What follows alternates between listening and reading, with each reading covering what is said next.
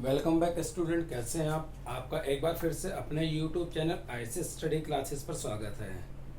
आज की इस क्लास के अंदर हम क्लास 11th आईपी का चैप्टर नंबर 7 करने जा रहे हैं और रिवीजन टूर क्लास 12th के अंदर सीएस के अंदर इसका एक छोटा सा पार्ट दिया गया है जिसका नाम है डिक्शनरी।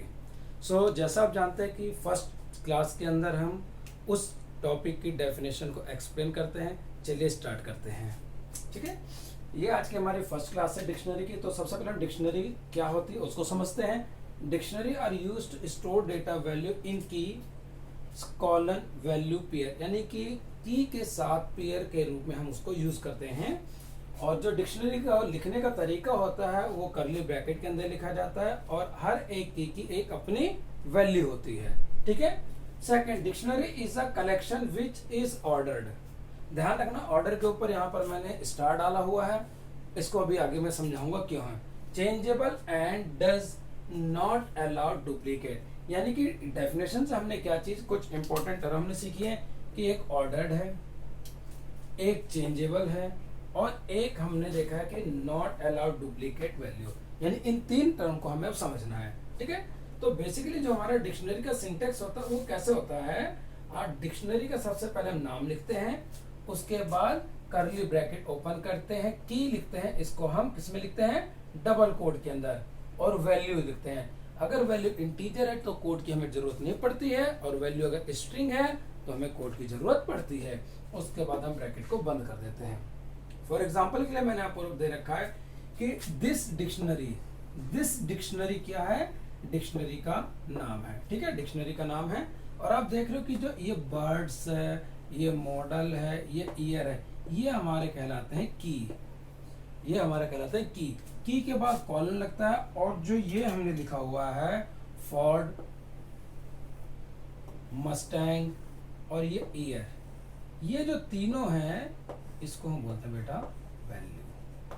ठीक है, यानी इस की क्या वैल्यू है। अब मैंने आपको बताया था कि यहाँ पर ये तीन जो मेन वर्ड है, ऑर्डर, चेंजेबल और नॉट अलाउ। तो डिक्शनरी आइटम, सबसे पहले हम सोचते हैं कि डिक्शनरी आइटम क्या होती है।